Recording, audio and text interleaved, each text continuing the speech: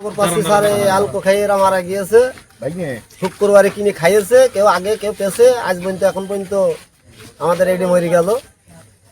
এইটি অসুস্থতা আমরা জানতে পারলাম যে এরম 2-3 দিন লোক খাইয়েছে আর 2 দিন মরছে। আমরা চাই যে এই মাদক বিক্রি করার যে মোটামুটি যারা বিক্রি করে তাদের সুস্থ বিচার চাই।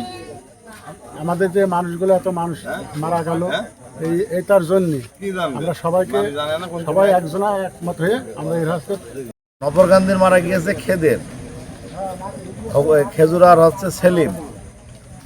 পিরোজখালী কুশোদাড়ির মাঝামাঝি বাড়ি, ওখানে মারা গিয়েছে তার নাম লালটু।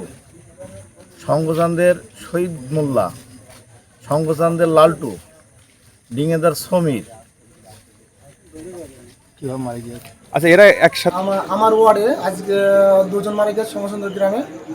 আমার পাশের ওয়ার্ডে একজন মারা গিয়েছে, মোট 3 জন। আমার ওয়ার্ডে একজন আর ডিঙেদা বাজারে একজন। আর গতকাল মারা গিয়েছে আপনার 3 জন পাশের গ্রামে, আর মোট 6 জন। এরা সবাই দিন মজুরে, এরা আপনার লেবারে কাজ করে ডিঙেদা বাজারে।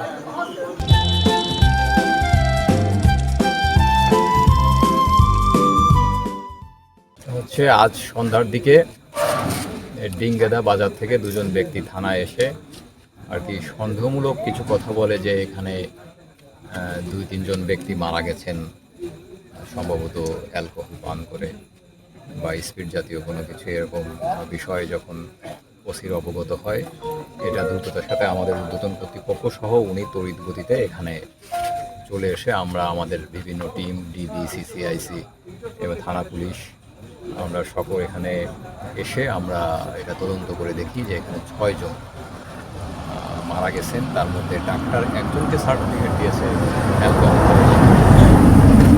মারা গেছে, এবং এর মধ্যে 4 জনকে দাফন করে ফেলছে। আমাদের কাছে তথ্য যে তারা বৃহস্পতিবার দিবাগত রাতে সম্ভবত তারা অ্যালকোহল এটা গ্রহণ করেছে, এবং যে 4 জন মারা গেছে তারা সম্ভবত শুক্র শনিবারের দিকে। এটা আসলে আমরা সঠিক তথ্য এখনও পরিবার আমাদের কাছে দিচ্ছে না, গোপন করছে, আইনগত ব্যবস্থার প্রকাশ করা যাচ্ছে না। এবং 3 জন আছে এখনও আপনার অসুস্থ, আমরা এখনও পর্যন্ত আমরা পেয়েছি। আমাদের আপনারা জানেন অনুসন্ধান চলতেছে যে আরও কতজন এটা খেয়ে অসুস্থ হয়েছে এবং কোত্থেকে এনেছে বা কারা এনেছে, এখনও পর্যন্ত আমরা এটা আমাদের অনুসন্ধান চলছে।